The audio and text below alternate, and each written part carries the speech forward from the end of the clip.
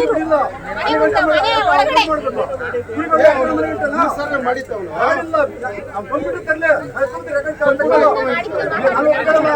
ಬೇಕು. ಒಟ್ಟು ಮಾತ್ರ ಮತ್ತೆ ನೀವು ಬೇಕು, ನೀವು ಬೇಕು ಫಸ್ಟ್ ಒಟ್ಟು ಕೇಳ್ತೀರಾ? ನೀವು ಆಗ ಪಕ್ಷಿ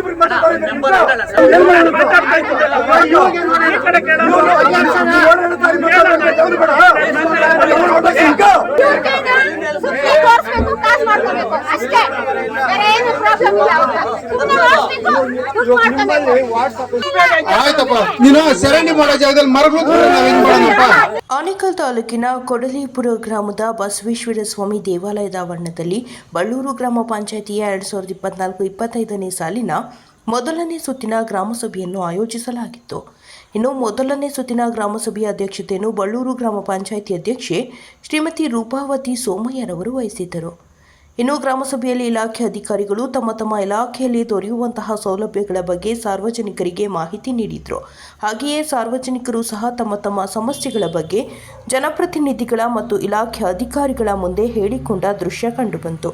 ಇನ್ನು ಗ್ರಾಮಸಭೆಯಲ್ಲಿ ಬಳ್ಳೂರು ಗ್ರಾಮ ಪಂಚಾಯಿತಿ ಉಪಾಧ್ಯಕ್ಷ ವೆಂಕಟೇಶ್ ಮತ್ತು ಗ್ರಾಮ ಪಂಚಾಯಿತಿ ಸದಸ್ಯರು, ಪಿಡಿಒ ಕೆವಿ ಜಯರಾಮ್, ಇಲಾಖೆ ಅಧಿಕಾರಿಗಳು ಮತ್ತು ಸಾರ್ವಜನಿಕರು ಮತ್ತು ಪಂಚಾಯಿತಿ ಸಿಬ್ಬಂದಿ ವರ್ಗದವರು ಭಾಗವಹಿಸಿದರು. 1,31,27,163 ರೂಪಾಯಿ ಒಟ್ಟು ದುಡ್ಡಿದೆ. ಇದರಲ್ಲಿ ಈ ಏನು ಪ್ರಾರಂಭ ಶುಲ್ಕ, ಬಡ್ಡಿ, ಖಾತೆಗೆ ಜಮಾ ಆಗಿರೋ ಕಂದಾಯ ಎಲ್ಲ ಸೇರಿ 1,57,14,287 ರೂಪಾಯಿ ಇದೆ. ಇದರಲ್ಲಿ 23-24ನೇ ಸಾಲಿನಲ್ಲಿ 1,20,65,138 ರೂಪಾಯಿ ಖರ್ಚಾಗಿದೆ. ಉಳಿಕೆ 36,49,149 ರೂಪಾಯಿ ಆ ವರ್ಷದಲ್ಲಿ ಉಳಿದಿದೆ.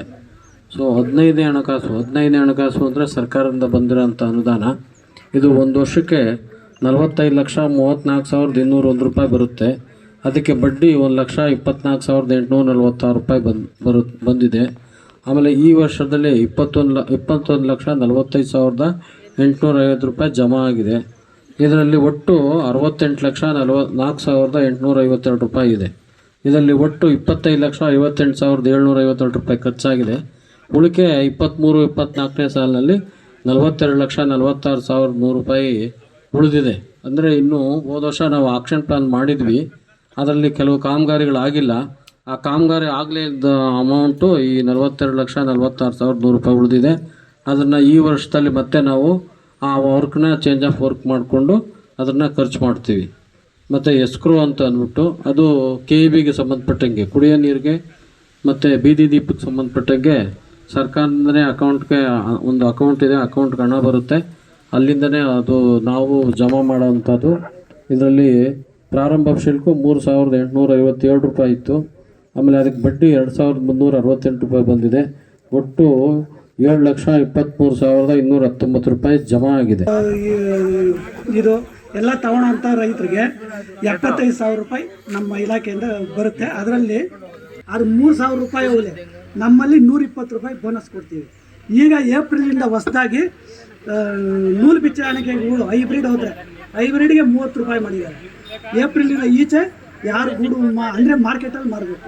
ಮಾರ್ಕೆಟಲ್ಲಿ ಮಾರಿದ್ರೆ ನಾವು ಇಲಾಖೆಯಿಂದ 30 ರೂಪಾಯಿ ಪ್ರೋತ್ಸಾಹನ ಕೊಡ್ತೀವಿ. ಆಮೇಲೆ ಡಿಪಾರ್ಟ್ಮೆಂಟಿಂದ ಸೋಂಕು ನಿವಾರಕಗಳು ಅಂದರೆ ಬ್ಲೀಚಿಂಗ್ ಪೌಡ್ರ್ ಇರ್ಬೋದು, ಸುಣ್ಣ ಇರ್ಬೋದು, ಡೆಕಾಲ್ ಇರ್ಬೋದು, ಏನು ಬಂದರೂ ನಾವು ಉಚಿತವಾಗಿ ರೈತರಿಗೆ ಹಂಚ್ತಾ ಇದ್ದೀವಿ. ಇಷ್ಟು ನಮ್ಮ ಇಲಾಖೆಯಲ್ಲಿರೋ ಅನುದಾನಗಳು. ಏನಾದರೂ ಯಾರಾದರೂ ನಾಟಿ ಮಾಡಬೇಕು ಅಂತಿದ್ರೆ ದಯವಿಟ್ಟು ಹತ್ತಿಬೆಲೆ TSCಗೆ ಬನ್ನಿ, ಎಲ್ಲ ಇದು ಕೊಡ್ತೀವಿ. ಯಾರಾದರೂ ನಾಟಿ ಮಾಡಿ. ಈಗ ನಾನು ಜನರಲ್ಲಾಗಿ ಹೇಳ್ತೀನಿ, ಯಾವುದ್ರಲ್ಲೂ ನಮ್ಮ ರೇಷ್ಮೆ ಇಲಾಖೆ ಬಿಟ್ಟು ಯಾವುದ್ರಲ್ಲೂ ಸಂಪಾದನೆ ಇಲ್ಲ. ಈಗ ಏನು ವರಲಕ್ಷ್ಮಿ ಹಬ್ಬಕ್ಕೆ 450-500 ರೂಪಾಯಿ ಮಾಡಿದ್ರು, ಏನು ಶಾವಂತಿಗೆ ಹೂವು.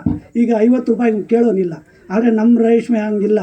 ಬರೀ ಹೈಬ್ರಿಡ್ ದಾರಕ್ಕೆ ಮೇಯಿಸಿದ್ರೆ ಮಿನಿಮಮ್ 500 ರೂಪಾಯಿ ಹೋಗ್ತಾ ಇದೆ. 100 ಮಟ್ಟಿಗೆ 80 kg ಬೆಳಿಬೋದು. 1 ಎಕರೆ ನಾಟಿ ಮಾಡಿದ್ರೆ ಒಂದು ಅಂದರೆ ಬ್ಯಾಚ್ 2 ಬ್ಯಾಚ್ ಮಾಡ್ಕೋಬೇಕು. ಅರ್ಧ ಎಕರೆ ತಿಂಗಳಿಗೆ 200 ಮಟ್ಟೆ ಮಾಡ್ಬೋದು. 80 kg ಬೆಳೆದ್ರೆ 200 ಮಟ್ಟಿಗೆ ಎಷ್ಟಾಯಿತು? ಮಿನಿಮಮ್ 450 ಹಾಕ್ಕೊಳ್ಳಿ. ಖರ್ಚು ಬರೋದು ನಿಮ್ಮ ತಿಂಗಳಿಗೆಲ್ಲ 10,000 ರೂಪಾಯಿ ಅಷ್ಟೇ.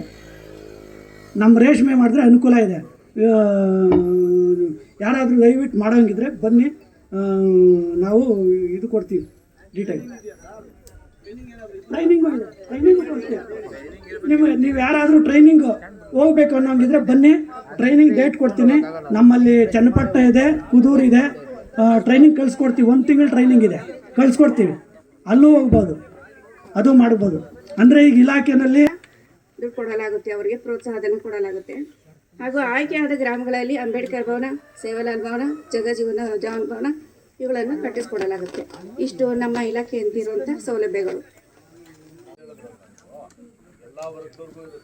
SC/ST ಮಾತ್ರ ಸರ್, ನಮ್ಮ ಸೌಲಭ್ಯ ಇರೋದು SC/ST ಅವರಿಗೆ ಮಾತ್ರ. ಶಾಲಾ ಪೂರ್ವ ಶಿಕ್ಷಣ, ಆರೋಗ್ಯ ತಪಾಸಣೆ, ಮಾಹಿತಿ ಸೇವೆ ಮತ್ತು ಪೌಷ್ಟಿಕಾಹಾರದ ಬಗ್ಗೆ ಶಿಕ್ಷಣವನ್ನು ನೀಡುವುದು. ಇದಲ್ಲದೆ ಮಾತೃಪೂರ್ಣ ಯೋಜನೆ ಈಗಾಗಲೇ ನಿಮಗೆಲ್ಲ ಗೊತ್ತಿರೋ ಹಾಗೆ ಬಿಸಿ ಊಟವನ್ನು ಅಂಗನವಾಡಿ ಕೇಂದ್ರದಲ್ಲಿ ಬಂದು ಮಹಿಳೆಯರು ಮತ್ತು ಗರ್ಭಿಣಿ ಮತ್ತು ಬಾಣಂತಿಯರು ಅಂಗನವಾಡಿ ಕೇಂದ್ರದಲ್ಲಿ ಬಿಸಿ ಊಟನ ತಗೋಬಹುದು. ಇತ್ತೀಚೆಗೆ 7ನೇ ತಿಂಗಳಲ್ಲಿ ಜುಲೈ ತಿಂಗಳಲ್ಲಿ ಹೊಸ ಆದೇಶ ಬಂದಿದೆ. ಯಾರು ಮಹಿಳೆಯರು ಗರ್ಭಿಣಿ ಬಾಣಂತಿಯರಿಗೆ ಅಂಗನವಾಡಿಗೆ ಬಂದು ಬಿಸಿ ಊಟ ತಗೊಳ್ಳಿಕ್ಕೆ ಆಗಲ್ಲ ಅನ್ನೋರು, ಎಸ್ಪೆಷಲಿ ಮೂರು ವಿಭಾಗ ಕೊಟ್ಟಿದ್ದಾರೆ. ಏನಾದರೆ ಆರೋಗ್ಯದಲ್ಲಿ ಸಮಸ್ಯೆ ಇದ್ದರೆ, ಕುಟುಂಬದಲ್ಲಿ ಏನಾರ ಕೌಟುಂಬಿಕ ಸಮಸ್ಯೆ ಇದ್ದರೆ, ಅಥವಾ ಉದ್ಯೋಗಕ್ಕೆ ಹೋಗುವಂಥ ಮಹಿಳೆಯರಿದ್ದರೆ ಅಂಥವರು ಲಿಖಿತ ರೂಪದಲ್ಲಿ ಒಂದು ಲೆಟರ್ನ ಕೊಟ್ಬಿಟ್ಟು ನಮ್ಮ ಇಲಾಖೆಯಿಂದ ಪರ್ಮಿಷನ್ ತೊಗೊಂಡ್ರೆ ಅವರಿಗೆ ಮನೆಗೆ ಆಹಾರವನ್ನು ವಿತರಣೆ ಮಾಡಲಿಕ್ಕೆ ಅವಕಾಶ ಇರುತ್ತೆ. ಇದಲ್ಲದೆ ಭಾಗ್ಯಲಕ್ಷ್ಮಿ ಯೋಜನೆ 2006ರಿಂದ ಇದು ಸ್ಟಾರ್ಟ್ ಆಗಿರುವಂಥದ್ದು. ಇದರಲ್ಲಿ ಈಗಾಗಲೇ ಎಲ್ಲರೂ ಅರ್ಜಿಯನ್ನು ಅಂಗನವಾಡಿಯಿಂದ ಕೊಟ್ಬಿಟ್ಟು ನೋಂದಣಿ ಮಾಡ್ಕೊಂಡಿರ್ತಾರೆ. ಈಗ 18 ವರ್ಷ ಪೂರ್ಣಗೊಂಡಿರುವಂಥ ಹೆಣ್ಣು ಮಕ್ಕಳು ಭಾಗ್ಯಲಕ್ಷ್ಮಿ ಯೋಜನೆಯಲ್ಲಿ ಇರುವಂಥ ಮಕ್ಕಳಿಗೆ ಈಗ ಪರಿಪಕ್ವ ಮತ್ತು 1,97,000 ರೂಪಾಯಿ ಈಗಾಗಲೇ ಅನುದಾನ ಬಿಡುಗಡೆ ಮಾಡಬೇಕಾಗುತ್ತೆ. ಅವರು ಅರ್ಜಿಯನ್ನು ನಮೂನೆ ಪ್ರಕಾರ ಅರ್ಜಿಯನ್ನು ತುಂಬಿ ಅವರು ಶಾಲಾ ದೃಢೀಕರಣದೊಂದಿಗೆ ಅವರು ನಮ್ಮ ಇಲಾಖೆಗೆ ಅರ್ಜಿಯನ್ನು ಕೊಟ್ಟರೆ ಅವರಿಗೆ ಭಾಗ್ಯಲಕ್ಷ್ಮಿ ಬಾಂಡ್ ಪಡೆದಂಥ ಹೆಣ್ಣು ಮಕ್ಕಳು ಅವರಿಗೆ ಪರಿಪಕ್ವ ಮೊತ್ತದ ಹಣವನ್ನು ಅವರಿಗೆ ಮಂಜೂರು ಮಾಡಿಕೊಡಲಾಗುತ್ತೆ. ಅದಲ್ಲದೆ ಮಾತೃಪೂರ್ಣ ಯೋಜನೆ ಈಗಾಗಲೇ ನಿಮಗೆಲ್ಲರಿಗೂ ಗೊತ್ತಿರೋ ಪ್ರಧಾನಮಂತ್ರಿ ಮಾತೃ ವಂದನಾ ಅಂತ ಹೇಳಿ ಸ್ಕೀಮಲ್ಲಿ ನೋಂದಣಿ ಮಾಡ್ಕೊಂಡಿರ್ತಾರೆ. ಯಾವುದೇ ಗರ್ಭಿಣಿ ಮತ್ತು ಬಾಣಂತಿಯರು ಮೊದಲನೇ ಹೆರಿಗೆಯಲ್ಲಿ ಅರ್ಜಿಯನ್ನು ಸಲ್ಲಿಸಬೇಕು. ಮೇನ್ ಕ್ರೈಟೀರಿಯಾ ಅಂದರೆ ರೇಷನ್ ಕಾರ್ಡು ಮತ್ತು ತಾಯಿ ಕಾರ್ಡ್ ಒಂದು ಸಬ್ಮಿಟ್ ಮಾಡ್ಬೋದು. ಮತ್ತು 10 ನಮೂನೆ ದಾಖಲಾತಿಗಳಿಗೆ ಅದರಲ್ಲಿ ಯಾವುದಾದ್ರೂ ಒಂದು ದಾಖಲಾತಿಯನ್ನು ಕೊಟ್ಟು, ಮೇನ್ ಅಂದರೆ ಅವ್ರದ್ದು ಆಧಾರ್ ಕಾರ್ಡ್ ಕಡ್ಡಾಯ ಇರುತ್ತೆ. ಆಧಾರ್ ಕಾರ್ಡ್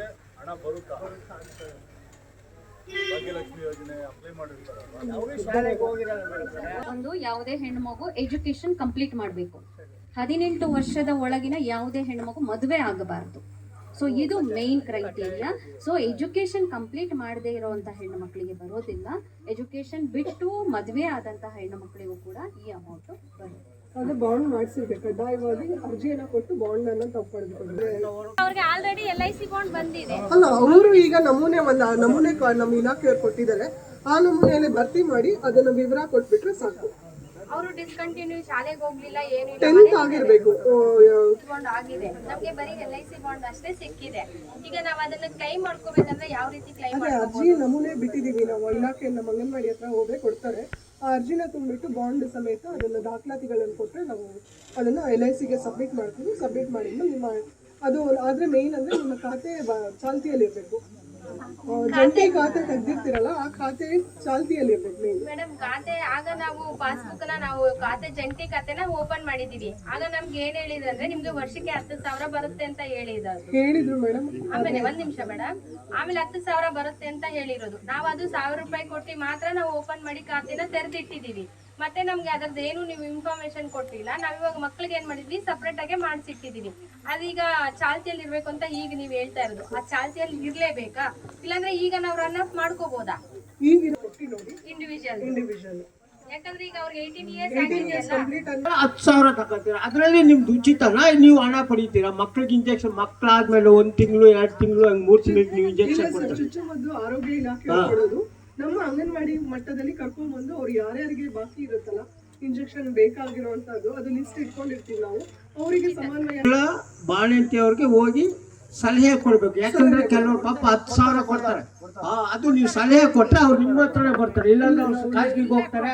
10,000 ಒಂದು ಇಂಜೆಕ್ಷನ್ಗೆ ಬಡವರಿಗೆಲ್ಲ ತೊಂದರೆ ಆಗುತ್ತಲ್ಲ. 18 ವರ್ಷದವರೆಗೂ ಏನು ಮದುವೆ ಮಾಡೋದು.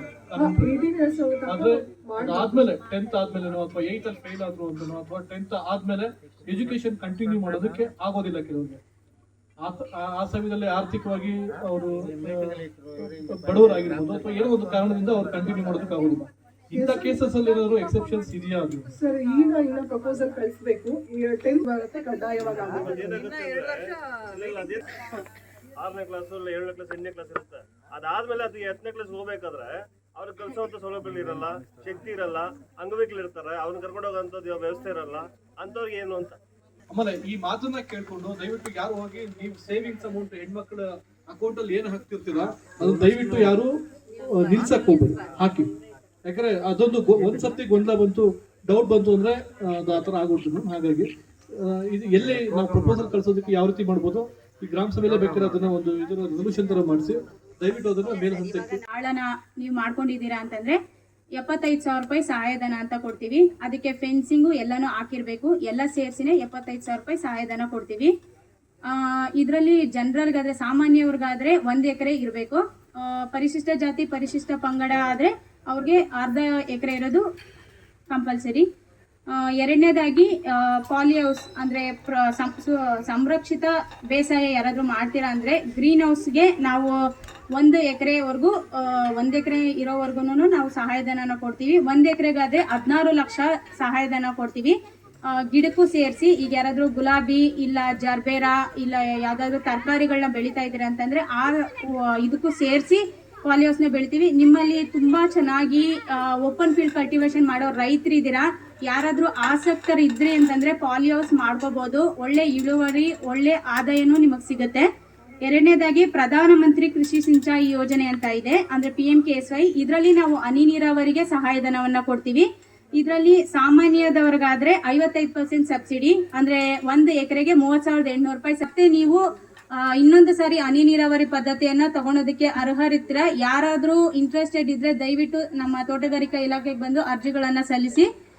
ಇನ್ನೊಂದು ರಾಷ್ಟ್ರೀಯ ಕೃಷಿ ವಿಕಾಸ ಯೋಜನೆ ಅಂತ ಸೋಲಾರ್ ಪಂಪ್ ಸೆಟ್ನ ಕೊಡೋದಕ್ಕೆ ಶುರು ಮಾಡಿದ್ದಾರೆ ನಮ್ಮ ಇಲಾಖೆನಲ್ಲಿ. ಅಂದರೆ ಈಗ ಕರೆಂಟ್ ಸಮಸ್ಯೆಗಳು ಹೆಚ್ಚಾಗಿರೋದ್ರಿಂದ ಯಾರಾದರೂ ಸೋಲಾರ್ ಪಂಪ್ ಸೆಟ್ನ ಹಾಕಿಸ್ಕೊಂಡು ಆಸಕ್ತಿ ಇದ್ರೆ ನೀವು ಸಹ ಬಂದು ಅರ್ಜಿನ ಕೊಡ್ಬೋದು. ಇದರಲ್ಲಿ ಸಾಮಾನ್ಯದವ್ರಿಗೂ ಪರಿಶಿಷ್ಟ ಜಾತಿ ಪರಿಶಿಷ್ಟ ಪಂಗಡದವ್ರಿಗೂ ಯಾರಾದರೂ ಸಹ 3 HP ತಗೋತಾ ಇದ್ದೀರಾ ಅಂತಂದ್ರೆ 1 ಲಕ್ಷ ಸಹಾಯಧನ, 5 HP ಏನಾದರೂ ತಗೋತಾ ಇದ್ದೀರಾ ಅಂದ್ರೆ 1.5 ಲಕ್ಷ ಸಹಾಯಧನವನ್ನು ಕೊಡ್ತೀವಿ. ಮತ್ತೆ ಇನ್ನೊಂದು ಫಾರ್ಮ್ ಗೇಟ್ ಅಂತ. ಫಾರ್ಮ್ ಗೇಟ್ ಅಂತಂದ್ರೆ ಈಗ ನಿಮ್ಮ ತೋಟ ನಿಮ್ಮ ಮನೆಯಿಂದ ತುಂಬಾ ದೂರ ಇದೆ, ಸೊ ನೀವು ಈಗ ಅದ್ರಲ್ಲಿ ಏನಾದ್ರೂ ಬೆಳೀತಾ ಅಂದ್ರೆ ವ್ಯವಸಾಯ ಇಲ್ಲ. ಮೊದಲು ಏನು ಅಂತಂದ್ರೆ ನಮ್ಮಲ್ಲಿ ಇಲಾಖೆಯಿಂದ ಎಂಪ್ಯಾನಲ್ಡ್ ಅಂತಾರೆ, ಅಂದ್ರೆ ಇಲಾಖೆಯಿಂದ ಸರ್ ಹೋದ್ ಸರಿ ಆಕ್ಚುಲಿ ಯಾಕಂದ್ರೆ ಯಾವ್ದೋ ಅಪ್ಲಿಕೇಶನ್ಸ್ ಯಾರೋ ಅಂತ ಇಂಟ್ರೆಸ್ಟ್ ತೋರಿಸಿಲ್ಲ. ಅದು ಮೊದಲಾಗಿ ಅದಕ್ಕಿಂತ ಮುಂಚೆ ಒಂದ್ಸರಿ ಕೊಟ್ಟಿದ್ರು, ಸೊ ಆಗ ಅದು ಇಂಪ್ಲಿಮೆಂಟ್ ಆಗಿರ್ಲಿಲ್ಲ. ಹಾಗಾಗಿ ನಮ್ಗೆ ಹೋದ ವರ್ಷ ಕೊಟ್ಟಿಲ್ಲ, ಈ ಸಾರಿ ಕೊಡ್ತೀವಿ ಅಂತ ಹೇಳಿದ್ದಾರೆ. ಹಾಗಾಗಿ ಯಾರಾದ್ರೂ ಬಂದ್ ಮಾಡಿಸ್ಕೊಂಡು ಬಿಜಾಪುರದಲ್ಲಿ ಒಬ್ರು ಮಾಡಿಸ್ಕೊಂಡಿದ್ದಾರೆ, ಜಿಗಣಿನಲ್ಲಿ ಒಬ್ರು ಮಾಡಿಸ್ಕೊಂಡಿದ್ದಾರೆ ಸರ್. ನಂಗೆ ಅವ್ರ ಡೀಟೇಲ್ಸ್ ಗೊತ್ತಿಲ್ಲ. ಅಲ್ಲ ನೀವು ನಮ್ಮ ಇಲಾಖೆಗೆ ಬನ್ನಿ, ನಾವು ನಿಮ್ಮ ಅವ್ರಿಗೆ ಕಾಂಟ್ಯಾಕ್ಟ್ ಡೀಟೇಲ್ಸ್ ಕೊಡ್ತೀವಿ. ಅಂದ್ರೆ ಬೇರೆ ಒಬ್ಳಿದಲ್ವಾ, ಸೊ ಹಾಗಾಗಿ ನಿಮಗೆ ಕಾಂಟ್ಯಾಕ್ಟ್ ಡೀಟೇಲ್ಸ್ ಕೊಡ್ತೀವಿ. ನೀವು ಹೋಗ ಅರ್ಜಿ ಅಂತಂದ್ರೆ ನೀವು ಡ್ರಿಪ್ ಅಪ್ಲಿಕೇಶನ್ ಹಾಕೋ ಅರ್ಜಿ ಅಲ್ಲ, ಒಂದು ಲೆಟರ್ ನ ಬರೆದು ಕೊಡಿ. ಈ ತರ ನಾವು ವ್ಯವಸಾಯ ಮಾಡ್ತಾ ಇದೀವಿ, ಸೊ ನಮಗೆ ರಿಪೀಟ್ ಈ ತರ ಒಂದ್ಸರಿ ತಗೊಂಡಿರೋದ್ರಿಂದ ಇಲಾಖೆಯಿಂದ ಮತ್ತೆ ಕೊಡ್ತಾ ಇಲ್ಲ, ನಮಗೆ ಇದನ್ನ ವಾಪಸ್ ಕೊಡೋ ತರ ಮಾಡಿ ಅಂತ ನೀವು ಒಬ್ಬರು ಬರೆಯೋದಲ್ಲ, ಎಲ್ಲಾ ರೈತರ ಕೈಲಿ ಬರ್ಸಿ ತಗೊಂಬಂದ್ ಕೊಡಿ. ನಾನು ಅದನ್ನ ಮೇಲೆ ಲೆವೆಲ್ಗೆ ಇಡ್ತೀನಿ. ಸರಿ ಮೇಡಮ್, ಹೊಸದಾಗಿ ತಗೊಂಡ್ ಜಮೀನ್ ಬರೋಕ್ಕ ಪ್ರದೇಶ ಜಾಸ್ತಿ ಆಗ್ತಾನೆ ಇರ್ತದ. ಇರೋ ತೋಟದಲ್ಲೇ ನೀರಾವರಿ ಕೊಡ್ತಿದ್ಮೇಲೆ ಇಲ್ಲಿನ ಪ್ರದೇಶ ತಗೊಂಡ್ಬರ್ಬೇಕಿಲ್ಲ. ನಮಗೆ ಸಮಸ್ಯೆ ಅರ್ಥ ಆಗುತ್ತೆ ಸರ್, ನಾವು ಹೇಳಿದ್ವಿ ಮೇಲೆಗಡೆ. ಸರಿ ಆಯ್ತು, ಎಷ್ಟು ವರ್ಷ ಬರುತ್ತೆ ನೀವು ಡ್ರಿಪ್ ನೀರಾವರಿ ಕೊಡ್ತೀರಿ? ಎಷ್ಟು ವರ್ಷ ಬರುತ್ತೆ ನಿಮ್ ಡ್ರಿಪ್ ಪೈಪ್? ಎಷ್ಟು ವರ್ಷ ಬರ್ತದೆ ಒಂದು ರೈತರಿಗೆ? ಅಲ್ಲ ಸರ್, ನೀವು ಅರ್ಜಿನ ಬರ್ಕೊಟ್ರೆ ಈ ತರ ಇಶ್ಯೂ ಇದೆ ಅಂತಂದ್ರೆ ನಾವು ಅದನ್ನ ಮಿನಿಸ್ಟ್ರಿ ಲೆವೆಲ್ ಅಲ್ಲಿ ಇಡಬಹುದೇ ಹೊರತು ನಾನು ಚೇಂಜ್ ಮಾಡಿ ನನ್ನಿಂದ ಕೊಡಕ್ ಆಗಲ್ಲ ನಿಮ್ಗಾಯ್ತಾ. ನನಗೂ ಮಾರ್ಗದರ್ಶನ ಅಂತ ಇರುತ್ತೆ, ನಾನು ಮಾರ್ಗದರ್ಶನ ಫಾಲೋ ಮಾಡ್ಬೇಕಿರುತ್ತೆ. ನಾನಾಗಿ ಏನು ಮಾಡಕ್ ಆಗಲ್ಲ. ಮಾರ್ಗದರ್ಶನ ಮಾಡೋದು ನೀವು ಈಗ ಪಾಠ ಮಾಡೋದಿಗೆ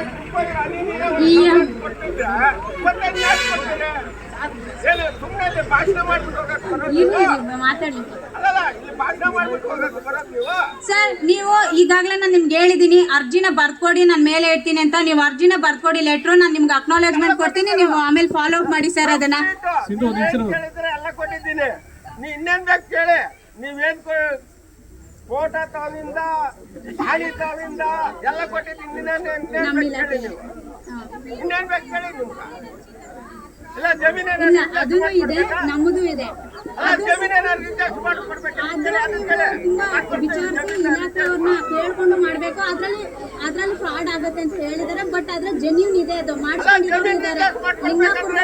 ಮಾಡ್ಸ್ಕೊಂಡಿದ್ದಾರೆ ರೈತರು. ಸಲ ಹಾಕೊಂಡು 7 ವರ್ಷ ಆಗಿದ್ರೆ SC/ST ಅವರಿಗೆ ಮಾತ್ರ 2ನೇ ಸರ್ತಿ ಹಾಕೊಳ್ಳೋದಕ್ಕೆ ಅವಕಾಶ ಕೊಟ್ಟಿದ್ದಾರೆ.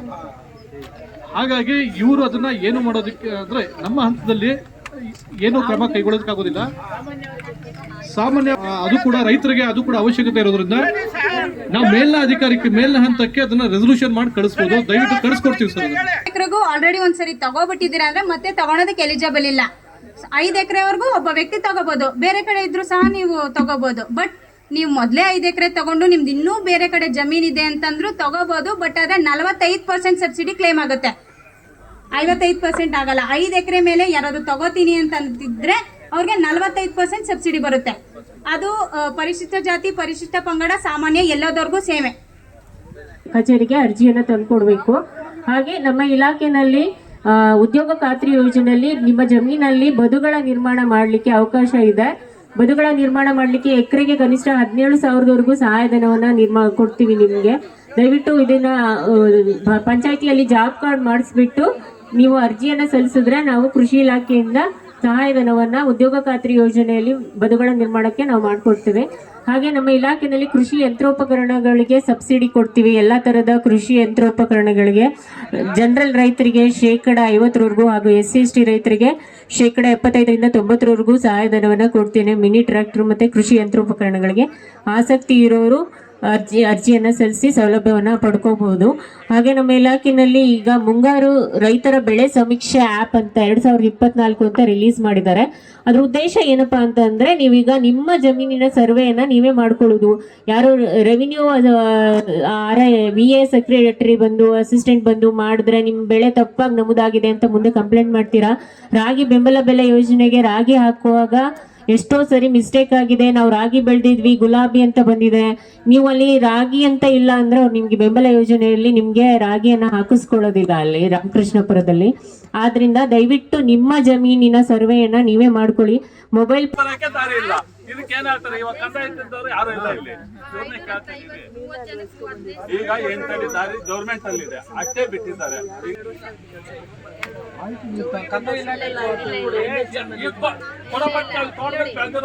ಹೋಗಿದ್ರೆ ಪರವಾಗಿಲ್ಲ ಸರ್ಕಾರಕ್ಕ. ಈಗ ಅಲ್ಲ, ಈಗ ನಾವು ಬೆಳೆದಿದ್ದೀರಿ, ದಾರಿ ಹೋಗ್ತಾ ಇತ್ತು. ಈಗ 8 ಅಡಿಯಲ್ಲಿ ಹೋಗಿ ಅಂತ ಮುಳ್ಳು ಹಾಕ್ಬಿಟ್ಟಿದ್ದಾರೆ, ಬೇರೆ ಹಾಕ್ಬಿಟ್ಟಿದ್ದಾರೆ. 8 ಅಡಿಯಲ್ಲಿ ನಾನು ಸರ್ಕಾರಿ ತರಕ್ಕೆ ಆಗ್ತಿಲ್ಲ ಇಲ್ಲಿಗೆ. ಈಗ ಏನ್ ದಾರಿ ಅದು? ಕಂದಾಯ ಇಲಾಖೆಗೆ ಅರ್ಜಿ ಕೊಡಿ, ನಾವು ರೆಕಮೆಂಡ್ ಮಾಡ್ತೀವಿ, ಅಲ್ಲಿ ನಾವು ವಿಚಾರ ಮಾಡ್ತೀವಿ. ಅರ್ಜಿ ಕೊಟ್ಟು ಬರೋಕ್ ಸ್ವಲ್ಪ ದಿನ ಆಗುತ್ತೆ. ಬೆಳೆದಿರೋ ತರಕಾರಿ ಈಗ ತರಕಿಲ್ಲ ಅಲ್ಲ, ಅಲ್ಲಿ ಅರ್ಜೆಂಟ್ ಅಲ್ಲಿ ತರಬೇಕಲ್ಲ. ದಾರಿನೇ ಇಲ್ಲಲ್ಲ. ಈಗ ನಾವೇನ್ ಮಾಡ್ಬೇಕು? ಇಷ್ಟ ದಿನ ದಾರಿ ಇತ್ತು, ಈಗ ಅವ್ರ ಬೇಲಿ 8 ಅಡಿ ಇದೆ, 8 ಅಡಿಯಲ್ಲಿ ಹೋಗಿ ಅಂತ ಹಾಕ್ಬಿಟ್ಟಿದ್ದಾರೆ. ಈಗ ನಾವು ಒತ್ಕೊಂಡ ಬರ್ಬೇಕು. 25-30 ಟನ್ ನೀವು ಒತ್ಕೊಂಡ್ ಬರ್ಬೇಕಾ? ನಾವು ಒತ್ಕೊಂಬರಕ್ ಆಗಲ್ಲ. ಕೇಳಿ, ಇಲ್ಲ ಇದು ರಾಜಕಾಲುವೆ ದೊಡ್ಡದಲ್ಲಿದೆ, ಅದ್ರಲ್ಲಾದ್ರೂ ದಾರಿ ಮಾಡ್ಕೊಡ್ತೀರಾ? ಅದ್ರಲ್ಲಾದ್ರೂ ದೊಡ್ಡದಲ್ಲಿ ದಾರಿ ಮಾಡ್ಕೊಡ್ತೀರಾ? ಅದೇ ಕಂದಾಯ ಇಲಾಖೆಗೆ ಮಾತಾಡಬೇಕು. ಈಗ ಕಂದಾಯ ಇಲಾಖೆಯವ್ರು ಯಾರು ಬಂದಿಲ್ಲ. ನೀವು ಅರ್ಜಿ ಕೊಡಿ, ನಾವು ಕಂದಾಯ ಇಲಾಖೆಗೆ ಕಳಿಸ್ಕೊಡ್ತೀವಿ. ಅವ್ರು ಬಂದು ಇಮಿಡಿಯೇಟು ನಿಮ್ಮ ಪ್ರಾಬ್ಲಮ್ ಏನದೋ ಅದನ್ನ ಸಾಲ್ವ್ ಮಾಡೋದಕ್ಕೆ ಪ್ರಯತ್ನ ಮಾಡ್ತೀವಿ.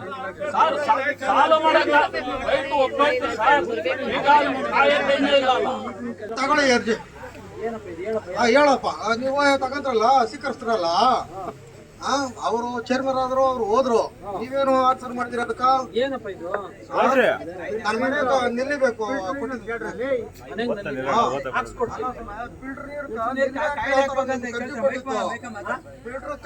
ನೀರು ನೆಲ್ಲಿ ಹಾಕೋ, ಇದು ಕಾಯಿನ ಹಾಕ್ರಿ ಅಂತ ನಾನು ಹೇಳಿತ್ತು. ನೀವೇನ್ ಹೇಳಿದ್ರೆ ಹ್ಞೂ ಹಾಕ್ಕೊಡ್ತೀನಿ ಅಂತ ನೆನ್ನೆ ಮೊನ್ನೆ ಅಂತ ಹೇಳ್ಕೊಂಡು 2 ವರ್ಷ ಮೇಲೆ ಆಯ್ತು. ಇದುವರೆಗೂ ತಗೊಳ್ತಾ ಇಲ್ವಾ? ಬಂದ್ ಬಿಡ್ತಾರೆ, ಇಷ್ಟ ಬಂದಾಗ ಹೋಗ್ತಾರೆ. ಇದು ಅದಲ್ಲ, ಎಲ್ಲ ಊರುಗಳಿಗೂ ಮಡಗಿದಾರೆ ನೀವು. ಎಲ್ಲ ಊರುಗಳಿಗೂ ಅವ್ರೆ. ಇವಾಗ ಪಂಚಾಯತಿಗೆ ಎಷ್ಟು ಅಧಿಕಾರ ಕೊಡ್ತಾರ ಅವರು? ಇವಾಗ ಪಂಚಾಯತಿಗೆ ಎಷ್ಟು ಅಧಿಕಾರ ಕೊಡ್ತಾರ ಅವರು? ಇವಾಗ ಪಂಚಾಯತಿಗೆ ಎಷ್ಟು ಅಧಿಕಾರ ಕೊಡ್ತಾರೆ ಅವರು? ಕಾಯಿನ ಹಾಕ್ಬೇಕಾ? ಕಾಯಿನ ಹಾಕ್ಬೇಕು ಅಂತ 2 ವರ್ಷ ಆಯ್ತಲ್ಲ. 2.5 ವರ್ಷ ಆಯ್ತಲ್ಲ, ಏನು ಆಗಿ ತಗೊಂಡಿದ್ರಿ ನೀವು? ಆಕ್ಷನ್ ಏನ್ ತಗೊಂಡ್ರಿ ನೀವು? ಅಲ್ಲ, ಇದೇನಿದು ಹೇಳಿದ್ರೆ ಬಂದಿದೆ. ನಾನು ಅರ್ಜಿ ಕೊಟ್ಟು 2.5 ವರ್ಷ ಆಯ್ತಲ್ಲ, ನಿಮಗ್ ಗಮನ ಇಲ್ಲ? ಇವಾಗ ಅವ್ರು ಕೇಳ್ತಿದ್ರೆ ಅರ್ಜಿ ಕೊಡ್ರಿ ಅಂತ. ಅರ್ಜಿ ಕೊಟ್ಮೇಲೆ ಇದೇ ತರ ನೀವು ಮಾಡೋದು? ಇದೇ ತರ ಅರ್ಜಿ ಮತ್ತೆ ಇನ್ನೇನ್ ಮಾಡ್ತಾ ಇದ್ರಿ ನೀವು? ಮತ್ತೆ ಇನ್ಯಾ ತರ ಹೇಳ್ತಾ ಇದ್ರಿ ನೀವು? ಯಾವಾಗ ಹಾಕ್ಸ್ತೀರಿ? ಅಲ್ಲ, ಇದು ಪ್ರೂಫ್ ಐತಲ್ಲ, ಈ ಪ್ರೂಫ್ ಕೊಡ್ರಿ. ಇದು ಕೊಡ್ರಿ ಬೆಲೆ. ನೀವು ಮಾತಾಡ್ತೀರಿ ನೀವು. ಅರ್ಜಿ ಕೊಡ್ರಿ, ಅರ್ಜಿ ಕೊಡ್ರಿ, ಅರ್ಜಿಗೆ ಬೆಲೆ ಇಲ್ಲ. ಕೊಟ್ರೆ ಅರ್ಜಿಗಳಿಗೆ ಬೆಲೆ ಇಲ್ಲ, ಅರ್ಜಿ ಕೊಡ್ರಿ ಅಂತ ಕೇಳ್ತೀರಿ ನೀವು. ಈಗ ತರಕಾರಿ ತರೋದು ದಾರಿ ಮಾಡ್ಕೊಡಿ. ಫೋನ್ ಮಾಡಿದ್ರೆ ಬರ್ತಾರೆ. ಗ್ರಾಮ ಪಂಚಾಯತಿ ಮೀಟಿಂಗ್ ಅಂದ್ರೆ ಅವ್ರು ಬರ್ಬೇಕಲ್ವಾ? ಈಗ ಆಯ್ತು ಸರ್, ಬಂದಿಲ್ಲ ನಮ್ಗ, ಅವ್ರು ಬಂದಿಲ್ಲ. ಈಗ ಬಂದ್ರೆ ನಮ್ಗೆ 2 ದಿವಸದಿಂದ ಆಗಿರೋದು ಇವಾಗ ಕಾದಿದ್ರಿ. ಈಗ ಹೇಳ್ರಿ, ಇನ್ನು 2 ವರ್ಷ ಬೇಕಾ, 5 ವರ್ಷ ಬೇಕಾ? ಪ್ರದೇಶ ಎಷ್ಟು ವರ್ಷ ಬೇಕು ಹೇಳ್ರಿ?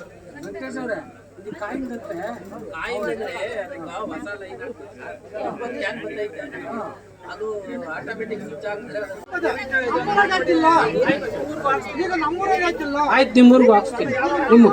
ನಿಮ್ಮೂರ್ಗೂ ಹಾಕ್ಸ್ತೀವಿ. ಅಲ್ಲ, ಇನ್ನು 15 ದಿನ ಬೇಕು. ಒಂದು 15 ದಿನದಲ್ಲಿ ಹಾಕ್ಸ್ತೀನಿ. ಆಯ್ತು ಆಯ್ತು ಆಯ್ತು ಆಯ್ತು ಹಾಕ್ಸ್ತೀನಪ್ಪ. ಆಯ್ತು, ಕಾಯಿನ್ ಬಾಕ್ಸ್ ಹಾಕ್ತೀನಿ. ಆಯ್ತು, ಕಾಯಿನ್ ಬಾಕ್ಸ್ ಹಾಕ್ಸ್ತೀನಪ್ಪ. ಆಯ್ತು, ಹಾಕ್ಸ್ತೀನಿ. ಹಾ, ಯಾವುದು? ಹಾ,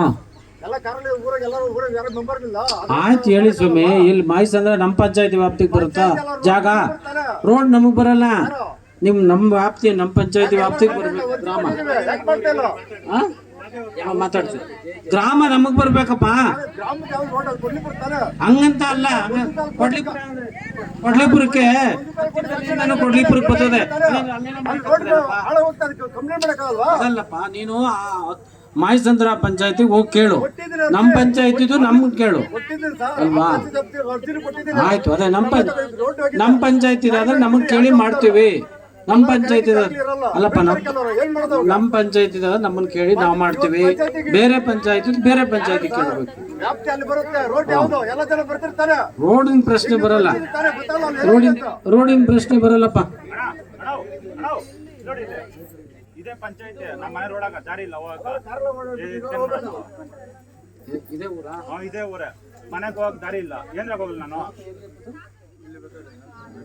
ಬರ್ರಿ ಎಲ್ಲರೂ ದಾರಿಯಲ್ಲಿ ಅವರು ಇವರು ಏನೇನು ಹಾಕೊಂಡಿದ್ದಾರೆ ಆದ್ರೆ ನೀವು ಹೇಳ್ಬೇಕು.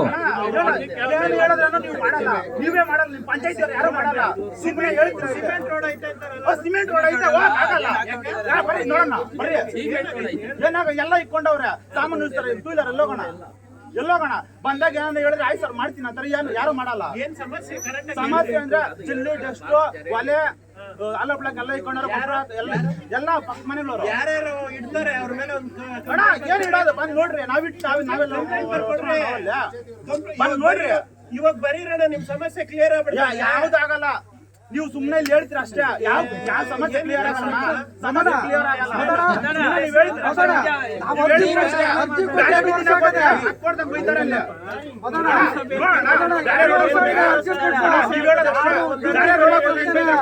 ಯಾರ್ಯಾರಂತ ಕಂಪ್ಲೇಂಟ್ ಕೊಡ್ರ ನೋಡಿ ಬರ್ರಿ.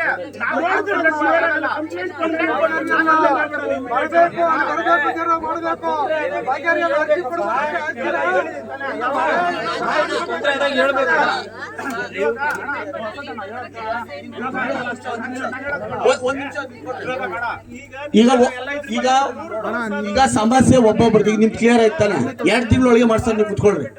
ಆ ಜವಾಬ್ದಾರಿ ಪಿಡಿಯೋದು 2 ತಿಂಗಳೊಳಗೆ ನಿಮ್ ಕ್ಲಿಯರ್ ನಡೆಯೋಣ. ಇರೋಣ 7 ಗಂಟೆ 1 ನಿಮಿಷ. ನಾವು 1 ನಿಮಿಷ ಇರೋ. ಈಗ ಮಾತಾಡೋದೇ ಬೇಡ, ಮತ್ತೇನು ಹೇಳಕ್ ಬೇಡ. ಈಗ ಅದಕ್ಕೆ ಹೇಳ್ತಾ ಇರೋದು. ಈಗ ನಿಮ್ ಸಮಸ್ಯೆ ಒಂದು ಕ್ಲಿಯರ್ ಆಯ್ತು. ಅದಕ್ಕೆ ಸಮಸ್ಯೆ ಅಂದ್ರೆ ಹೊಸದೇ ಮಾಡೋಣ ಅಂತ ಹೇಳ್ತಾವ್ರೆ.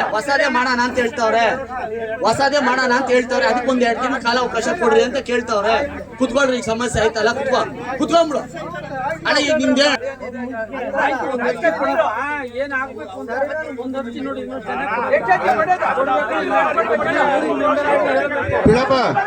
ಪಿಳಪ್ಪ ನಿನ್ ಮನೆ ಹತ್ರ JCB ತಗೊಂಡ್ ನಿಲ್ಸ್ಕೊಂಡು ನೀನ್ ಎಲ್ಲಿಗೆ ಬೇಕು ಅಲ್ಲಿ ಮಾಡ್ಕೊಂತಾನ ಇಲ್ಲಿ ಕೇಳ ಇಲ್ಲ ಕೇಳ ನಿನ್ ಮನೆ ಹತ್ರ ಬಂದ್ ತಗೊಂಡ್ ನಿಲ್ಸಿ ನೀನ್ ಎಲ್ಲಿ ಬೇಕು ಅಲ್ಲಿ ಮಾಡಿಲ್ಲ. ಆಯ್ತಪ್ಪ ನೀನು ಚರಂಡಿ ಮಾಡೋ ಜಾಗದಲ್ಲಿ ಮರಗಳು ಕೂಡ ನಾವ್ ಹೆಂಗ್ ಮಾಡೋಣಪ್ಪ. ಹೌದು ಸರ್, ಎಷ್ಟಡಿ ಇಡ್ಬೇಕು ಹೇಳಿ ಸರ್, ಎಷ್ಟಡಿಕೆ? ಇವಾಗ ರೋಡ್ಗಳಿಗೆ ಮನೆಗಳು ಕಟ್ಕೊಂಡ್ಬಿಟ್ಟವ್ರೆ ಅಂತಂದ್ರೆ ಎಲ್ಲಾರು ಅಡ್ಡಕ್ಕೇನಪ್ಪ ನಾವು. ಇವಾಗ ರಾಜ ಕಾಲುವೆ ಫಸ್ಟ್ ಏನ್ ಮಾಡವ್ರೆ, ಚಿಕ್ಕದ ಮೂರಿ ಹಾಕ್ಯವ್ರೆ, ನೀರ್ ಎಳಿಯಲ್ಲ. ಫಸ್ಟ್ ಸಮಸ್ಯೆ ಅದನ್ನ ಕ್ಲಿಯರ್ ಮಾಡ್ಬೇಕು. ನಾವೇನಿಲ್ಲ ಸರ್ ಸ್ಲ್ಯಾಬ್ಗೆ ರೋಡ್ ಕಟ್ ಮಾಡಿ ಇದು ಕೇಳಿದ್ರೆ SD ಅವ್ರೆ ರೀ ಅವ್ರ ಚರಂಡಿ ಬರ್ಬೇಕು. ಇರಕ್ಕ ಅಕ್ಕ ಒಂದ್ ನಿಮಿಷ ಇರಕ್ಕ. ಇಲ್ಲ ಚರಂಡಿ ಒಂದ್ ನಿಮಿಷ ಇರಕ್ಕ.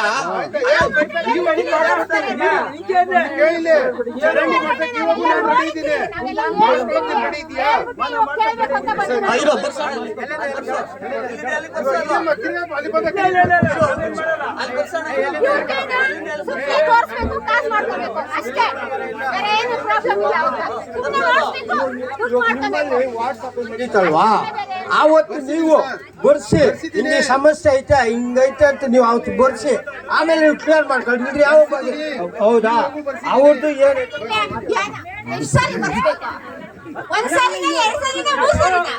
ಎಲ್ಲರಿಗೂ ಒಂದು ಲಿಮಿಟ್ ಇರುತ್ತೆ. ಒಂದ್ಸಾರಿ ಸರಿ ಎರಡ್ ಸಾರಿ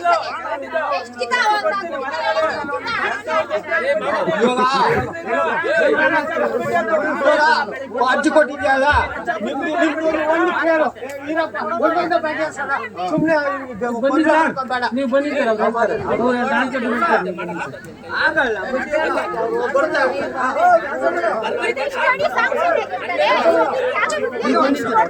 ಸಮಾಧಾನ ಮಾಡ್ಬಿಟ್ರೆ ಸರೋತದೆ. ತಕ್ಷಣಕ್ಕೆ ಅವ್ರು ಕಿತ್ಕೋಬೇಕು ಅಷ್ಟೇ. ಅಂತಂದ್ರೆ 3 ವರ್ಷ ನೀವು ಹೇಳ್ತಾ ಇದ್ದೀರಿ. ಒಂದು ಮಾರ್ಚ್ ಕಾಯ್ತು, ನೆಕ್ಸ್ಟ್ ಈ ಮಾರ್ಚ್ ಕಾಯ್ತು, ಇನ್ನು ಯಾವಾಗ ಮಾಡಿಸ್ತಾರೆ? ಸ್ಕೀಮ್ ಇದ್ದು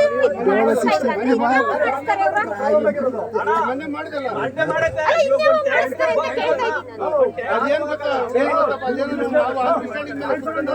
ಮನೆ ತುಂಬಾ ಬಂದಿರು, ಮನೆ ಮುಂದೆ ಮನೆ ಒಳಗಡೆ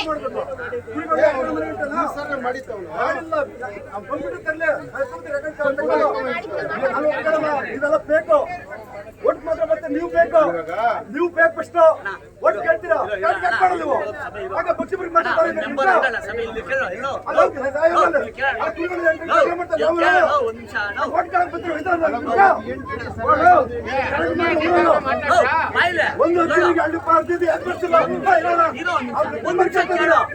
ಅಣ್ಣ ಸಖತ್ತಾಗಿ ನೋಡ್ತಾ ಇದ್ಯಾ ನಿಮ್ ಲೈವಲ್ಲಿ.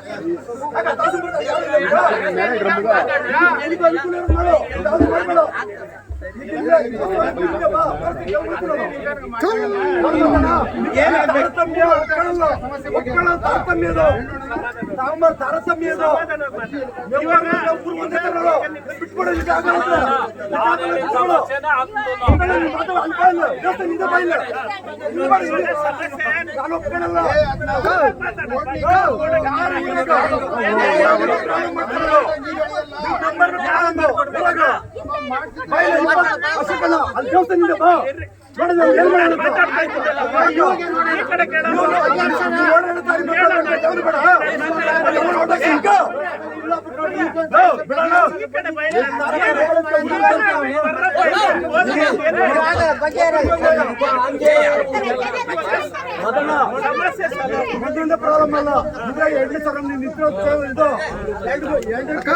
2 ಜಮೀನು ಯಾಕೆ ಕಳ್ಸಿಲ್ಲ?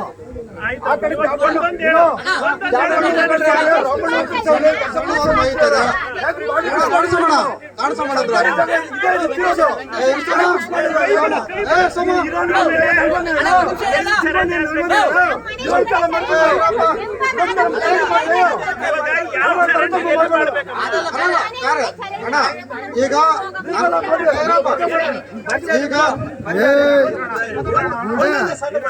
ಎಷ್ಟೇ ಅವ್ರ ಬರ್ರಿ ಇಲ್ಲಿ ಇವ್ರದ್ದು ಕ್ಲೀನ್ ಆಗಿ ಎಲ್ಲಿಂದ ಎಲ್ಲಿಗೆ ಅಂತ ಚರಂಡಿ ಬರ್ಕೊಳಪ್ಪ.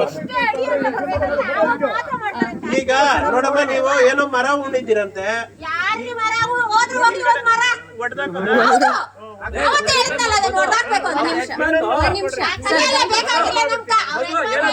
ಯಜಮಾನ್ ಮರ ಹೊಡೆದಿದ್ದಕ್ಕ ನನ್ ನೋಡಿದ್ರೇನು ಒಂದೇ, ಮರ ಹೊಡೆದ ನನಗ್ ಬೇಡ, ಇಲ್ಲಿ ಮಾಡ್ಬೇಡ, ನೋಡಿದ್ರೇನು ಒಂದೇ, ಮರ ಹೊಡೆದ ಒಂದೇ ಅಂತ.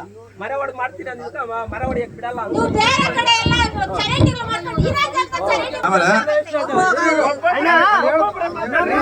ಚರಂಡಿ ಮಾಡುವಾಗ ಒಂದೇ ಮತ್ತೆ ದುಡ್ಡು ಅಂತಂದೆ. ನಮ್ಮ ಮನೆ ತಗ GNR ಬಂದ್ರು ಚೇರ್ಮನ್ ಆಗಿಲ್ಲ, ಮುಂದಕ್ಕೆ ಮಾಡಿದ್ರು ಮಾಡಿದ್ರು. ನಿಮ್ಮ ಮನೆ ತಗ ಒಂದು ಚರಂಡಿ ಮಾಡುವಾಗ ನಿಮ್ಮ ಮನೆ ತಗ ಚರಂಡಿ ನಿಮ್ಮ ಮನೆ ಬಿಲ್ಲಾಗಿ ತಗೊಳಪ್ಪ, ತಗೊಳ್ರಿ ಎಲ್ರು ಹೋದ್ರೆ. ನನ್ನ ಮನೇಲಿ ಎಲ್ಲಾನು ಇದ್ರೆ ಚರಂಡಿ ಮಾಡಿಲ್ಲ, ನಾನ್ ಸ್ವಂತ ಮಾಡಿಸ್ಕೊಂಡೆ ದುಡ್ಡು ಅಲ್ಲೋಡ. ಇಲ್ಲಿ ಹೋದ್ರೆ ಹೇಳ್ತಾರೆ ಬೆಳೆ ಕೊಟ್ಟೆ ನಾನು ಮುಚ್ಚಿದ್ದೀನಂತೆ.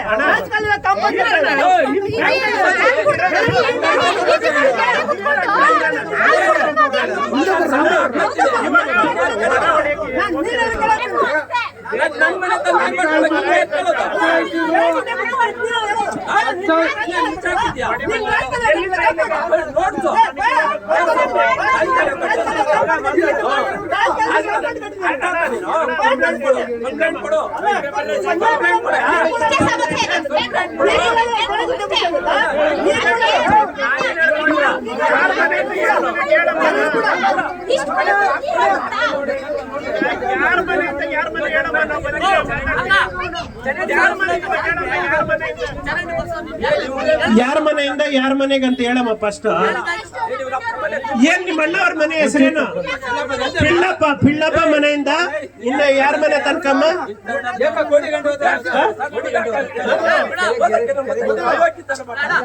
ಅರ್ಜೆಂಟ್ಗೆ ಯಾರು ವಾಸ ಮಾಡ್ತಾರ ಅಷ್ಟು ದೂರ ಮಾಡಕ್ ಆಗತ್ತೆ. ಏನಮ್ಮ ನಿಮ್ಮ ಹೆಸರು?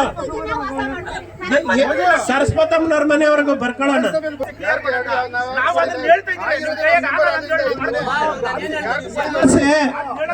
ಈಗ ಸಮಸ್ಯೆ ಕ್ಲಿಯರ್ ಆಗ್ಬೇಕಂದ್ರೆ ನಿನ್ನ ಹೆಸರೇನಪ್ಪ? ಅಭಿನಾ, ನಿನ್ನ ಹೆಸರೇನಪ್ಪ? ಯಾರ ಮನೆ ಹತ್ರ ಒತ್ತುವರಿ ಆಗಿರೋದಪ್ಪ?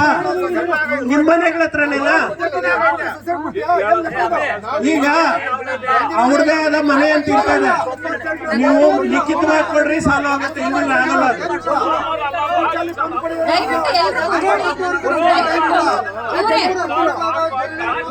ದಯವಿಟ್ಟು ಕೂತ್ಕೊಳ್ಳಿ, ಒಂದ್ 2 ನಿಮಿಷ ಕೂತ್ಕೊಳ್ಳಿ.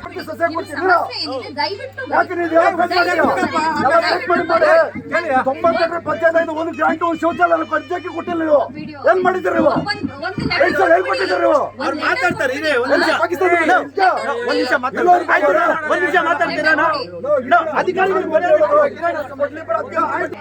ಒಬ್ರ ಮೇಲೆ ಒಬ್ಬರು ಮಾತಾಡ್ತಾ ಇದ್ರೆ ಯಾವ ಸಮಸ್ಯೆ ಬಗೆಹರಿಯುತ್ತೆ? ಬಗೆಹರಿಸಲಿಕ್ಕೆ ಇಷ್ಟು ದಿನ PDO ಇದ್ದಾರೆ, ದೆನ್ ಮೆಂಬರ್ಸ್ ಇದ್ದಾರೆ, ಅವರು ಕೂಡ ನಿಮಗೆ ಉತ್ತರಗಳನ್ನು ಹೇಳ್ತಾ ಇದ್ದಾರೆ. ದಯವಿಟ್ಟು ಮಾತುಗಳನ್ನ ಕೇಳಿಸ್ಕೊಳ್ಳಿ. ಯಾವುದೇ ಸಮಸ್ಯೆ ಇಮಿಡಿಯೇಟ್ ಆಗಿ ನಿಂತ ನಿಲುವಿನಲ್ಲೇ ಯಾವುದೋ ಬಗೆಹರಿಯೋದಿಲ್ಲ. ದಯವಿಟ್ಟು ಲೆಟರ್ ಕೊಡಿ.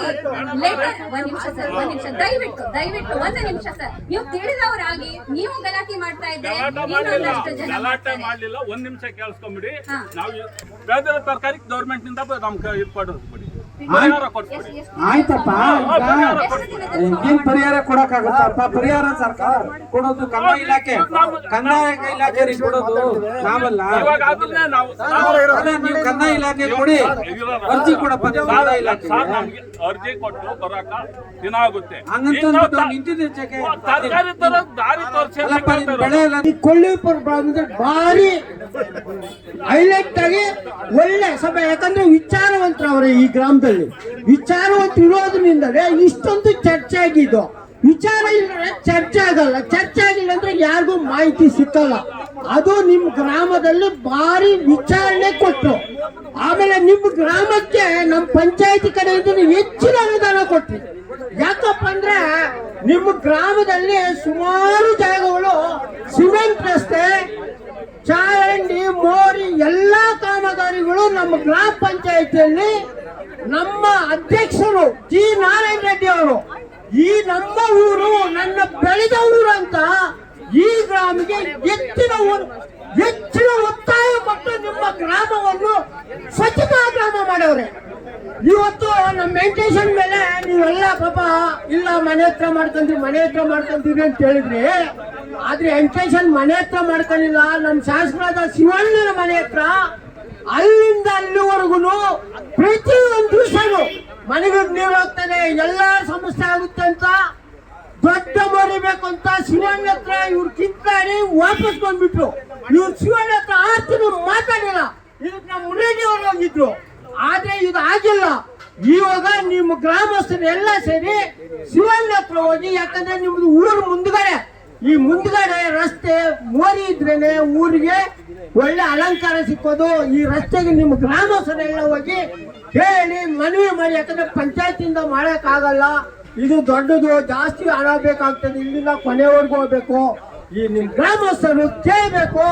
ಈಗ ನೀವು ಗ್ರಾಮಸ್ಥರು ಪ್ಲಸ್ ನಿಮ್ಮ ಗ್ರಾಮ ಸದಸ್ಯರು ಕರ್ಕೊಂಡೋಗಿ ಶಿವಣ್ಣ ಹತ್ರ ನೀವು ಈ ಕಾರ್ಯವನ್ನು, ಇಲ್ಲ ನಮ್ಮ MP ಮುನ್ನಾಥವ್ರ ಹತ್ರ ಆಗಲಿ ಈ ಕಾರ್ಯ ನೀವು ಮಾಡ್ಕೊಳ್ಬೇಕು ಅಂತ ನಾನೆಲ್ಲ ಹತ್ರ ಮನವಿ ಮಾಡಿ ನನ್ನ ನಮ್ಮ ತುಂಬಾ ಕಂಪ್ಲೇಂಟ್ಸ್ ಬಂದಿದೆ. ಏನಂತ ಅಂದ್ರೆ 3 ಅವರ್ ಇರುತ್ತೆ, ಮತ್ತೆ ಎಲ್ಲೋ ಒಂದ್ ಹತ್ರ ಲೈನ್ ನೀವು ತಗೊಂಡ್ರೆ ನೈಟ್ ಮತ್ತೆ ಕೆಲಸ ಮಾಡೋಕ್ಕಾಗಲ್ಲ, ಫುಲ್ ಕರೆಂಟ್ ಕೊಡ್ತಾ ಇಲ್ಲ ಅಂತ.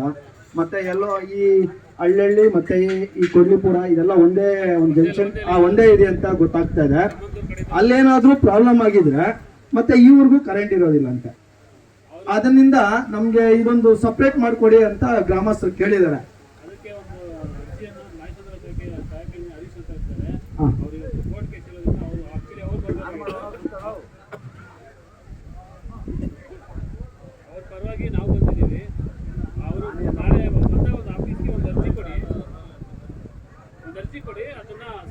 ಇಲ್ಲ ಸರ್, ನಾವು ಊರಿನಿಂದಾನೇ ಅರ್ಜಿ ಕೊಟ್ಟಿದ್ದೀವಿ, ಆಲ್ರೆಡಿ ಕೊಟ್ಟಿದ್ದೀವಿ, ಮಾಹಿತಿನೂ ಕಳ್ಸಿದೀವಿ. ನಮ್ಗೆ ಇದ್ರ ಬಗ್ಗೆ ಏನು ಆಕ್ಷನ್ ಆಗಿಲ್ಲ.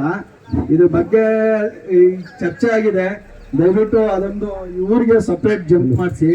ಯಾಕಂದ್ರೆ ಒಂದತ್ರ ಹೋಗ್ಬಿಟ್ಟು ಇನ್ನೊಂದತ್ರ ಕರೆಂಟ್ ಇಲ್ಲ ಅಂದ್ರೆ ಈಗಿರೋ ಗಾಳಿ ಇರೋದ್ರಿಂದ ಮರಗಳು ಜಾಸ್ತಿ ಬೀಳ್ತಾ ಇರ್ತವೆ. ಒಬ್ರಿಗಾಗೋ ಕಾರಣ ಅನೇಕ ರೈತರು ಸುಮ್ಮನೆ ಇರ್ತಾರೆ ಇಲ್ಲಿ, ಮತ್ತೆ ಲೇಬರ್ಸ್ ಮರ್ಕೊಂಡಿರ್ತಾರೆ. 1000 ಗಟ್ಟಲೆ ಈಗ ಕಾಸು ಕೊಡ್ಬೇಕಾಗುತ್ತೆ ಕರೆಂಟಿಗೆ. ಈ ಕರೆಂಟ್ ಈಗ ಇಲ್ಲ ಅಂದ್ರೆ ಇಲ್ಲಿ ಒಂದು ಮದ್ದು ಹೊಡಬೇಕಂದ್ರೆ 1000 ರೂಪಾಯಿ ಕೊಡ್ಬೇಕು ಲೇಬರ್ಗೆ. ದಯವಿಟ್ಟು ನೀವು ಇದನ್ನ ನಮ್ದು ತೋಟ ನಮ್ ಜನ ಅಂತ ಹೇಳಿ ಒಂದೊಂದು ಜಂಪ್ ಒಂದು ಕ್ಲಿಯರೆನ್ಸ್ ಕೊಡಿ ಸರ್, ನಮ್ಮ ಕೊಡ್ಲಿಪುರಕ್ಕೆ ಮತ್ತೆ ನಮ್ಮ ಹಳ್ಳಿಗೆ. ಆಮೇಲೆ ಇನ್ನೊಂದೇನಂದ್ರೆ ಈಗ ಮನೆಗಳು ಕಟ್ತಾ ಇರ್ತಾರೆ ಪಾಪ. ನನಗೆ ಮೊನ್ನೆ ರೀಸೆಂಟಾಗಿ ದಾಸನಪುರದಲ್ಲಿ ಒಂದು ಸ್ಮಾಲ್ ಕೇಸ್ ಆಯಿತು. ಏನಂದರೆ ಅವರು ಮೀಟ್ರ್ ಹಾಕ್ಸ್ಕೊಂಡಿದ್ದಾರೆ, ಕಮರ್ಷಿಯಲ್ 24,000 ರೂಪಾಯಿ ಏನೋ ಕೊಟ್ಟು ಹಾಕ್ಸ್ಕೊಂಡಿದ್ದಾರಂತೆ. ಆಮೇಲೆ ನೀರೇನೋ ಟ್ಯಾಂಕ್ ಕೇಳಿದ್ದಾರೆ, ಬಂದಿಲ್ಲ. ತೋಟ ಪಕ್ಕದಿಂದ ಟ್ಯಾಂಕಿಗೆ ಬಿಟ್ಕೊಂಡಿದ್ದಾರೆ, ನಾನು ಮನೆಗೆ ಬಿಟ್ಕೊಂಡಿಲ್ಲ, ಮೋಲ್ಡ್ ಹಾಕ್ತಾ ಇದ್ದಾರೆ. ಆಗ ಹೋಗಿ ಲೈನ್ ಮ್ಯಾನ್ಸ್ ಯಾರೋ ಹೋಗಿ ಹಿಡಿದು ಅವ್ರಿಗೆ 10,000 ರೂಪಾಯಿ ಕೊಡಿ, 5,000 ರೂಪಾಯಿ ಕೊಡಿ ದಂಡ ಅಂತ ಹೇಳ್ತಾ ಇದ್ದಾರೆ, ಪ್ರೆಸರ್ ಮಾಡ್ತಾ ಇದ್ದಾರಂತೆ. ನೀವು ಕೊಟ್ಟಿಲ್ಲ ಅಂತೇಳಿ ನಮಗೆ ಮಾಹಿತಿ ಬಂದ್ಮೇಲೆ ನಾವು ಕೇಳಿದ್ದಕ್ಕೆ ನಮ್ಗೆ ಯಾಕೆ ಮಾಹಿತಿ ಕೊಟ್ರಿ ನೀವು ಅನ್ನೋದಕ್ಕೆ ಮತ್ತೆ ಧಮಕಿ. ನೀವ್ ಹೆಂಗ್ ಕರೆಂಟ್ ತಗೊಂತೀರಾ, ಈ ತರ ತಗೊಂತೀರಾ ಅಂತ ಧಮಕಿಗಳಾಗ್ತಾರಂತೆ.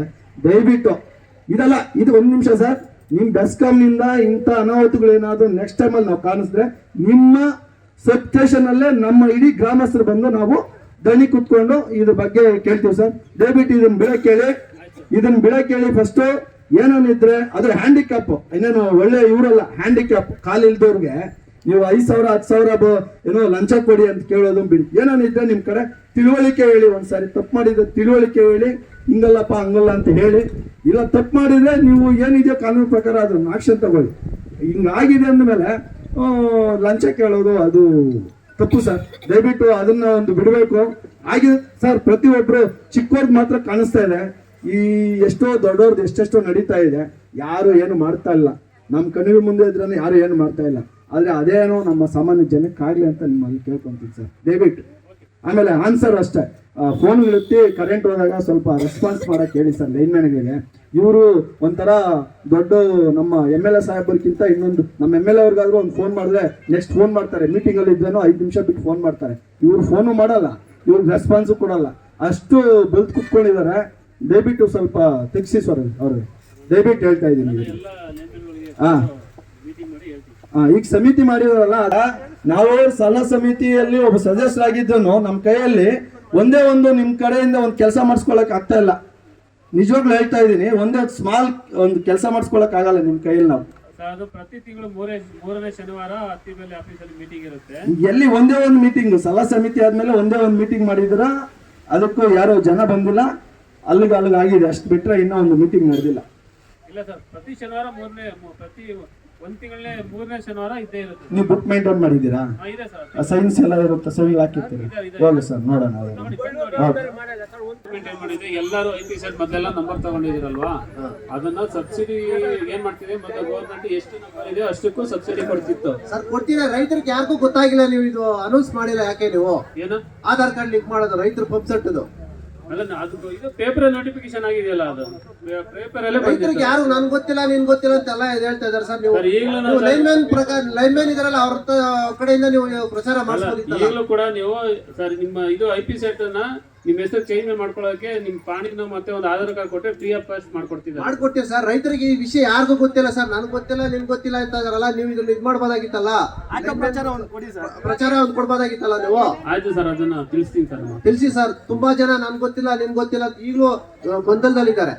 ಅದು ಪೇಪರ್ ನೋಟಿಫಿಕೇಶನ್ ಆಗಿದ್ದರಿಂದ ಯಾರು ಇದು ಮಾಡಿಲ್ಲ, ಯಾರು ಪೇಪರ್ ಓದ್ಕೊಂಡಿರಲ್ಲ ಸರ್. ಅದಕ್ಕೆ ನೀವು ಹೇಳಿದ್ದೀರಲ್ಲ, ಈಗ ನಾನು ಅದನ್ನ ಆಫೀಸ್ ಊರಿನಲ್ಲಿ ಇಂಥ ಸಮಸ್ಯೆ ಇದೆ, ಆ ಸಮಸ್ಯೆಯನ್ನ ಬಗೆಹರಿಸಬೇಕು. ಕೇಳ್ತಾ ಇರೋದು ತುಂಬಾ ಸಂತೋಷ ನಮ್ಗೆ. ಜನಪ್ರತಿನಿಧಿ ಅಂದಾಗ ಎಲ್ಲಾ ಸಮಸ್ಯೆಗಳನ್ನ ಆಲೋಚನೆ ಮಾಡಿ ಅದನ್ನ ಪರಿಹಾರ ಕೊಡುವಂತ ಸಮಸ್ಯೆಗಳನ್ನ ಪರಿಹಾರ ಕೊಟ್ಟು ನಿಮಗೆ ಸಂತೋಷ ಪಡಿಸೋದೇ ನಮ್ಮ ಸದಸ್ಯರ ಜವಾಬ್ದಾರಿ, ನಿಜ. ಆದ್ರೆ ಇಲ್ಲಿನ ಸಭೆಯಲ್ಲಿ ನನಗನ್ಸಿದ್ದು ಯಾರೂ ಕೂಡ ಲಿಖಿತವಾಗಿ ಕೊಡಕ್ ಮುಂದೆ ಬರ್ತಾ ಇಲ್ಲ. ನನ್ನ ಅಣ್ಣ ಬೇಜಾರು ಮಾಡ್ಕೋತಾನೇನೋ, ನನ್ನ ತಮ್ಮ, ನಮ್ಮ ಚಿಕ್ಕಪ್ಪ ಯಾರಾದರೂ ಬೇಜಾರು ಮಾಡ್ಕೋತಾರೇನೋ ಅವ್ರ ಮೇಲೆ ಹೇಳಿದ್ರೆ ಅಂತ. ನಮ್ಮ ಸಭೆ ಉದ್ದೇಶ ಏನು ಗೊತ್ತಾ? ಗ್ರಾಮ ಸಭೆ ಮಾಡೋದೇ ನಿಮ್ಮ ಸಮಸ್ಯೆ. ಇಲ್ಲಿ ಕೋಟಿ ಕೋಟಿ ಅನುದಾನಗಳೇನು ಬರೋದಿಲ್ಲ ಪಂಚಾಯತಿಗೆ. ಇಲ್ಲಿ ಏನು ನಾವು ಒಗ್ಗೂಡಿಸ್ತೀವೋ ಕಂದಾಯದಲ್ಲಿ ಬರ್ತಕ್ಕಂಥದನ್ನ ನಾವು ಎಲ್ಲಾ ಊರುಗಳು, ಅಂದ್ರೆ ಇವಾಗ ಬಳ್ಳೂರು ಗ್ರಾಮ ಪಂಚಾಯತಿಯಲ್ಲಿ 5 ಊರಿದೆ, 5 ಊರನ್ನು ಕೂಡ ನಾವು ಸಮತಟ್ಟಾಗಿ ಎಲ್ಲಿ ಹೆಚ್ಚಿನ ಸಮಸ್ಯೆ ಇದೆ, ಸಮಸ್ಯೆಗಳು 108 ಇರುತ್ತೆ, ಆ ಯಾವ ಸಮಸ್ಯೆ ನಮಗ್ ಮುಖ್ಯ, ಬೇಗ ಯಾರು ಜನ ನೆಮ್ಮದಿಯಾಗಿ ಜೀವನ ಮಾಡಬೇಕು ಆ ಸಮಸ್ಯೆನ ಎತ್ಕೊಂಡು ನಾವು ಬಗೆಹರಿಸೋದಕ್ಕೆ ನಾವು ಪ್ರತಿ ತಿಂಗಳು ಒಂದು ಸಭೆ ಮಾಡಿ ಅಲ್ಲಿ ತೀರ್ಮಾನ ಮಾಡಿ ನಿಮ್ಮ ಸೇವೆಯನ್ನು ಮಾಡ್ತಾ ಇರ್ತೀವಿ. ಆ ಸೇವೆ ಮಾಡೋದ್ರಲ್ಲಿ ಈಗ ಉಪಾಧ್ಯಕ್ಷರಾಗಿರ್ತಕ್ಕಂಥ ನಿಮ್ಮ ವೆಂಕಟೇಶಣ್ಣವರು ಪ್ರತಿ ಮೀಟಿಂಗ್ ಅಲ್ಲೂ ಗಲಾಟೆ ಮಾಡ್ತಾರೆ, ನಿಮಗೆ ಗೊತ್ತಿಲ್ಲ. ಇವತ್ತು ನೀವು ಪ್ರಶ್ನೆ ಮಾಡ್ತಾ ಇದ್ದೀರಿ, ಪ್ರತಿ ಮೀಟಿಂಗ್ ಅಲ್ಲಿ ನಾರಾಯಣ ಸ್ವಾಮಿ ಅವರು ಆಗ್ಬೋದು ಅಥವಾ ವೆಂಕಟೇಶಣ್ಣವ್ರು ಆಗ್ಬೋದು, ನಮ್ಮೂರಿಗೆ ಜಾಸ್ತಿ ಸಮಸ್ಯೆ ಇದೆ ಅಂತೇಳಿ ನಾವು 12 ಜನ ಇರೋದು ಬಳ್ಳೂರಲ್ಲಿ. ನಮ್ಮದೇ 108 ಸಮಸ್ಯೆ ಇದ್ದಾಗಲೂ ಕೂಡ ಕೊಡ್ಲಿಪುರ ಅವರು ಕಿತ್ತಾಡೋದಕ್ಕೆ ನೋಡಿ ನಾವು ಹೆಚ್ಚು ಅನುದಾನನ ಕೊಟ್ಟಿದ್ದೀವಿ. ಬೇಕಾದ್ರೆ ನೀವು ಎಲ್ಲಾನು ತೆಗೆದು ನೋಡಿದ್ರೆ ಬಳ್ಳೂರಿಗಿಂತ ಜಾಸ್ತಿ ಅನುದಾನ ಕೊಡ್ಲಿಪುರಕ್ಕೆ ಬಂದಿದೆ. ನೀವು ಕಿತ್ತಾಡೋದ್ರಲ್ಲಿ ಸಮಸ್ಯೆ ಇದೆ ಅಂತಲ್ಲ, ಈಗ ಯಾರನ್ನ ಆಯ್ಕೆ ಮಾಡಬೇಕು, ಯಾವ ಫಲಾನುಭವಿಗೆ ಈ ಸೌಲಭ್ಯ ಸಿಗಬೇಕು, ಎಲ್ಲಿ ಚರಂಡಿ ಆಗ್ಬೇಕು, ಅದನ್ನೆಲ್ಲ ತೀರ್ಮಾನ ಮಾಡೋದಕ್ಕೆ ಈ ಗ್ರಾಮ ಸಭೆ ಕೊಡ್ಲಿಪುರದಲ್ಲಿ ಆಯೋಜನೆ ಮಾಡಿಸ್ಕೊಂಡವ್ರೆ. ನಮ್ ಕೊಡ್ಲಿಪುರದಲ್ಲಿ ಆಗ್ಬೇಕು, ನಮ್ ಸಮಸ್ಯೆಗಳು ಜಾಸ್ತಿ ಇದೆ ಅಂತ. ನೀವೆಲ್ಲ ಹೋಗಿ ಅವ್ರ ಮೇಲೆನೆ ಬಿದ್ರೆ ನೀವು ಓಟ್ ಹಾಕಿರೋದಕ್ಕೆ ಅವ್ರು ಗೆದ್ದಿರೋದು. ಆದ್ರೆ ಸಮಸ್ಯೆನ ಸಾಲ್ವ್ ಮಾಡ್ತಾ ಇದ್ದಾರೆ. ಅದನ್ನೇ ನಾನು ಪ್ರತಿ ಸಾರಿ ಕೇಳ್ತಾ ಇದ್ದೀನಿ ಇಲ್ಲಿರೋರ್ಗೆಲ್ಲ, ನಿಮ್ಮ ಸಮಸ್ಯೆ ಏನಿದೆ, ಚರಂಡಿ ಸಮಸ್ಯೆ ಇದೆಯಾ ಅಥವಾ ಯಾರಾದ್ರೂ ರೋಡ್ ಅಡ್ಡ ಹಾಕಿದಾರಾ, ಲಿಖಿತವಾಗಿ ಇವಾಗ್ಲೂ ಕೊಡಿ. ಅದನ್ನ ನಾವು ಪೊಲೀಸ್ ಇಲಾಖೆ ಕಳಿಸಿ, ತಹಶೀಲ್ದಾರ್ ಕಳಿಸಿ, ಎಲ್ಲ ಅಧಿಕಾರ ಪಂಚಾಯತಿಯವರಿಗಿದೆ ಅಂತ ತಿಳ್ಕೊಳ್ಳೋ ತಪ್ಪು ನೀವು. ಈಗ ರೋಡ್ ವ್ಯವಹಾರ ಬಂದಾಗ PWD ಹೋಗ್ಬಿಡುತ್ತೆ, ನಾವೇನು ಮಾಡಕ್ಕಾಗಲ್ಲ. ನಾವು ನೀರು ಕೊಡ್ಬೋದು, ನೀರು ಜಾಸ್ತಿ ಸಮಸ್ಯೆ ಆದ್ರೆ ಬೋರ್ ಹಾಕ್ಸೋಷ್ಟು ದುಡ್ಡು ನಮ್ಮ ಪಂಚಾಯತಿಯಲ್ಲಿ ಇರಲ್ಲ. ಅದು ಕೂಡ ಬೇರೆಯವ್ರ ಕಡೆಯಿಂದನೇ ತೆಗೆದು ನಾವು ಬೋರ್ ಹಾಕ್ಸ್ಬೇಕಾಗತ್ತೆ. ಹಲವಾರು ಸಮಸ್ಯೆಗಳು ಬಂದಾಗ ಅದನ್ನ ಪ್ರಿಯಾರಿಟಿ ಕೊಡಬೇಕು. ಯಾವ್ದನ್ನ ಬೇಗ ನಾವು ಸಮಸ್ಯೆನ ಎತ್ಕೊಂಡು ಕೈಗೆತ್ಕೊಂಡು ಅದನ್ನ ಸಾಲ್ವ್ ಮಾಡಬೇಕು, ಅದನ್ನೆಲ್ಲ ನಾವು ತೀರ್ಮಾನ ಮಾಡ್ತೀವಿ. ಅಣ್ಣ ಈ ಕಡೆ ಒಂದ್ ನಿಮಿಷ ಅಣ್ಣ. ಆ ಸಮಸ್ಯೆಗಳನ್ನ ನೀವು ಲಿಖಿತ ರೂಪದಲ್ಲಿ ಕೊಡಿ.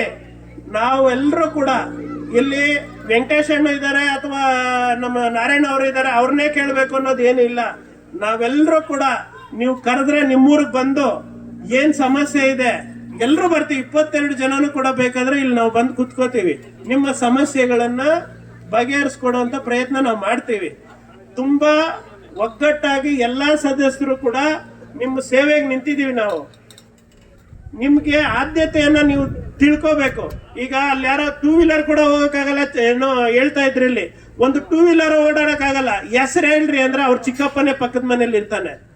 ಹೆಸರು ಹೇಳಿದ್ರೆ ನಾನೇನ್ ಮಾಡ್ಲಿ, ನನ್ನೇನೋ ಬೈಕ್ ಅಂತ ನನ್ನ ಚಿಕ್ಕಪ್ಪ ಅಂತ ಇಲ್ಲ. ಎಲ್ರದ್ದು ಮಾತಾಡ್ತಾ ಇರೋದಿರೋಣ, ನಿಮ್ದಲ್ಲ, ಎಲ್ಲ ಊರ್ದು ಮಾತಾಡ್ತಾ ಇರೋದಿರೋಣ.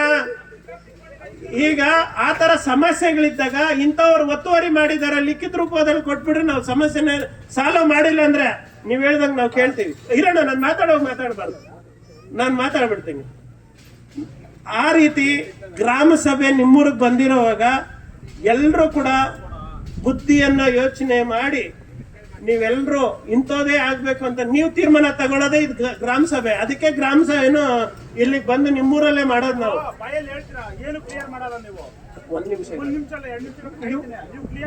ಇವಾಗ ನಾನು ಮಾತು ಮುಗಿಸ್ಬಿಡ್ತೀನಿ ಇರೋಣ, ಆಮೇಲೆ ಮಾತಾಡೋಣ.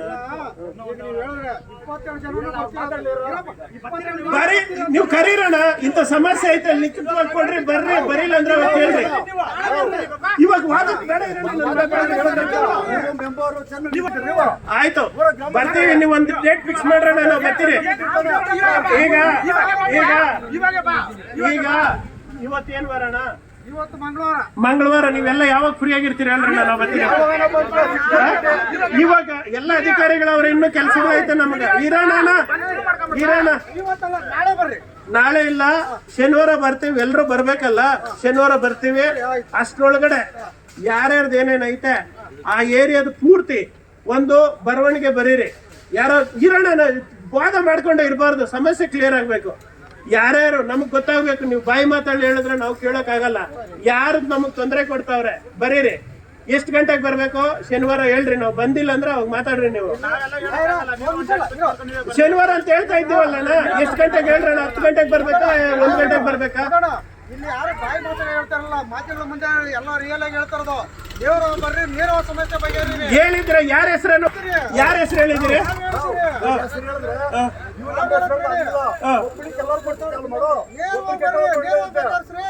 ಅದೇ ಇಲ್ಲಿ ಸಮಸ್ಯೆ. ಆಯ್ತು, ನಾವು ಶನಿವಾರ 10 ಗಂಟೆ ಇಲ್ಲ 12 ಗಂಟೆಗೆ ಬರ್ತೀವಪ್ಪ. ನಿಮ್ ಮನೆಗಳು ಯಾವ ಸಮಸ್ಯೆ ಅಂತ ಹೇಳಿದ್ರ? ಅಭಿ ಅಲ್ವಾ? ಅಭಿ ನೀವೆಲ್ಲಾನು ಇರ್ರಿ, ನನ್ನ ನಂಬರ್ ತಗೊಳ್ರಿ, ಒಂದು ಫೋನ್ ಯಾರ್ಯಾರ ಸೇರಿಸ್ಬೇಕಂತ ಹೇಳ್ರಿ, ಬರ್ತೀವಿ, ನಾವು ಸಾಲ ಮಾಡ್ಕೊಟ್ಟೋಗ್ತೀವಿ. ಸರಿನಾ? ಈ ರೀತಿ ಬಹಳ ಅಚ್ಚುಕಟ್ಟಾಗಿ ಪ್ರಶ್ನೆಗಳು ಮಾಡೋದೇ ಗ್ರಾಮ ಸಭೆ. ನೀನ್ ಯಾಕೆ ಇದು ಮಾಡಿದೆ ಅಂತ ಕೇಳೋದೇ ಗ್ರಾಮ ಸಭೆ. ಈ ಪ್ರಶ್ನೆಗಳನ್ನೆಲ್ಲ ಮಾಡಿ ಒಳ್ಳೆಯ ಗ್ರಾಮ ಸಭೆಯನ್ನ ಕೊಟ್ಟಂತ ಎಲ್ಲ ಕೊಡ್ಲಿಪುರ ಗ್ರಾಮದ ಜನತೆಗೆ ನಮ್ಮ ಗ್ರಾಮ ಪಂಚಾಯಿತಿ ಪರವಾಗಿ ಧನ್ಯವಾದಗಳನ್ನ ಹೇಳ್ತಾ ನನ್ನ 2 ಮಾತನ್ನು ಮುಗಿಸ್ತೀನಿ.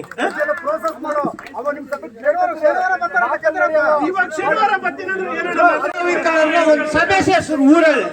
ಪಾಪ ಅಂಗವಿಕಲರಿಗೆ ನಿಮ್ಗೆ ಅನುದಾನ ಕೊಡ್ತೀರಿ.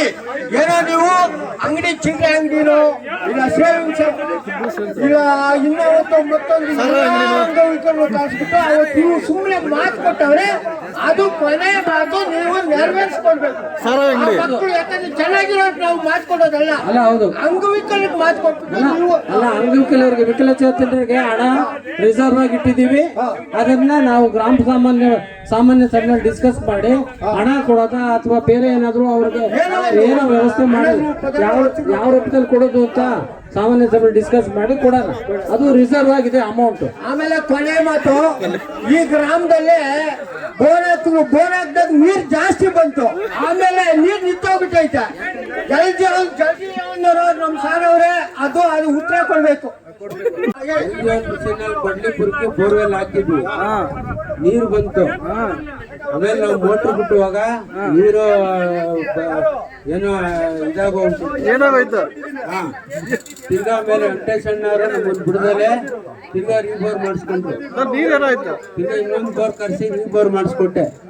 ರೀಬೋರ್ 1200 ಅಡಿ ಹಾಕಿದ್ವಿ, ನೀರು ಬರ್ಲಿಲ್ಲ. ಭೂಮಿ ಇದ್ರೆ ತಾನೇ ನೀರು ಬರೋದು. ನೀರೆಲ್ಲ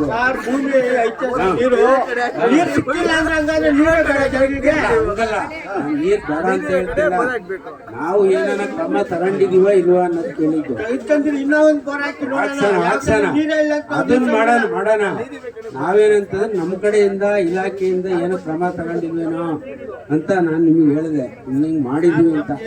ಬಟ್ ಈಗ ಕೊಡ್ಲಿಪುರಕ್ಕೆ ಕೊಡ್ಲಿಪುರಕ್ಕೆ ನಾನು ಮರು ಪ್ರಸ್ತಾವನೆ ನಾನು ಕೊಟ್ಟಿದ್ದೀನಿ ಸರ್ಕಾರಕ್ಕೆ, ಏನು ಇನ್ನ ಬೋರ್ವೆಲ್ ಬೇಕು ಅಂತ.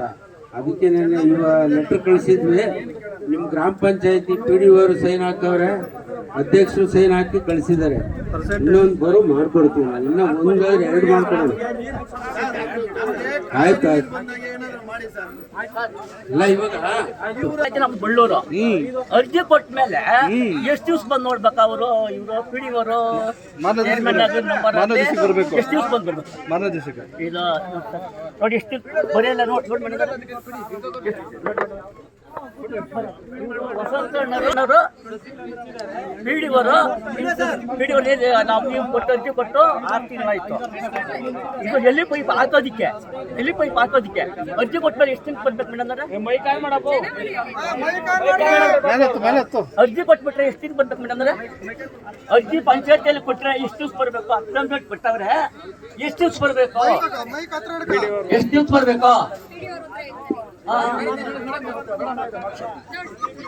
ನೀವು ಬರ್ತೀರ ಸರ್?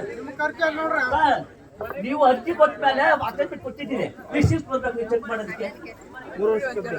ಎಷ್ಟು ವರ್ಷ ಬರ್ಬೇಕು ಸರ್? ಎಷ್ಟು ವರ್ಷ ಬರ್ಬೇಕು? ನೀವು ಇನ್ನೊಂದು ರೈಲ್ವೆ ಪೈಪ್ ಹಾಕಿಲ್ಲ ಸರ್. ಯಾಕೆ ನೀವು ಬರ್ತಿದ್ದು? 12 ಗಂಟೆ ಬರ್ತೀರ ಅಂದವರು 3 ಗಂಟೆ ಊಟ ಮಾಡಿ ಹೊಟ್ಟೆ ತುಂಬ ಬರ್ರಿ ಅಂತ ಹೇಳ್ತೀರಿ. ಗೌರ್ಮೆಂಟ್ ಸುಮ್ಮನೆ ಗೌರ್ಮೆಂಟ್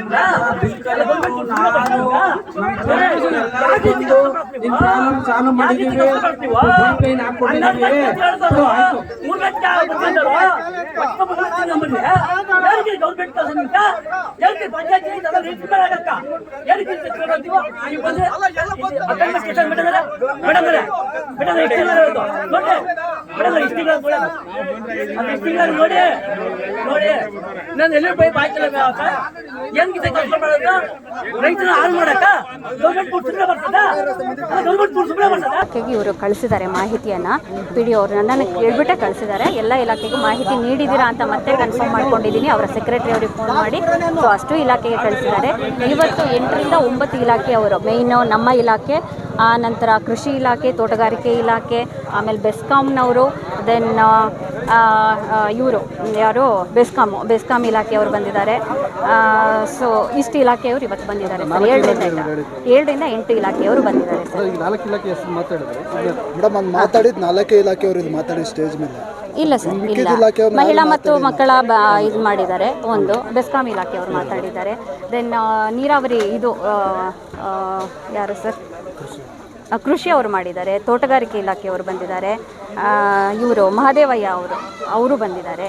ಸೊ ಬೆಸ್ಕಾಂ ಇಷ್ಟು ಇಲಾಖೆಯವರು ಬಂದಿದ್ದಾರೆ ಸರ್. ಮೇನ್ ಹೌದು ಸರ್. ಇವತ್ತು ಅದೇ ಮೇಯ್ನ್ ಆಗಿ ಅದೇ ಚರ್ಚೆ ಆಗಿದ್ದು. ಅಗತ್ಯವಾಗಿ ಬರಬೇಕಾದಂತಹ ಇಲಾಖೆಯವರೇ ಬಂದಿಲ್ಲ ಅನ್ನೋದು. So revenue ಡಿಪಾರ್ಟ್ಮೆಂಟಿಂದ ಬಂದಿರಬೇಕಿತ್ತು. RDPRನವರು ಬಂದಿದ್ದಾರೆ, ಮೇಯ್ನು AD ಅವರು ಬಂದಿದ್ದಾರೆ. ಸೊ ರೆವಿನ್ಯೂನವರು ಬರಬೇಕಿತ್ತು, ಅದ್ರ ಬಗ್ಗೆನೇ ಚರ್ಚೆ ಆಗಿದ್ದು. ಅವರು ಬಂದಿಲ್ಲ. ಈಗ ಫರ್ದರ್ ಏನು ಮಾಡಬೇಕು ಅಂತ ಅಂದ್ಬಿಟ್ಟು ನಾವು ಮಾತಾಡಿದ್ದೀನಿ ಮೆಂಬರ್ ಹತ್ರ. ಒಂದು ಪ್ರೊಸೀಡಿಂಗ್ ಮಾಡಿಬಿಟ್ಟು ಸಂಬಂಧಪಟ್ಟ ಅಧಿಕಾರಿಗಳಿಗೆ ಕಳಿಸ್ಕೊಡೋಣ ಅಂತ ಅಂದ್ಬಿಟ್ಟು ಮಾತಾಡಿ. ಇಲಾಖೆ ಬಂದಿಲ್ಲ ಅಂತ ಇಲಾಖೆಗೆ ನೋಟಿಸ್ ಕೊಡ್ತೀರಾ? ಖಂಡಿತ ಸರ್, ಖಂಡಿತ ನೋಟಿಸ್ ಕೊಡ್ತೀರಾ? ಖಂಡಿತ ಸರ್, ಖಂಡಿತ.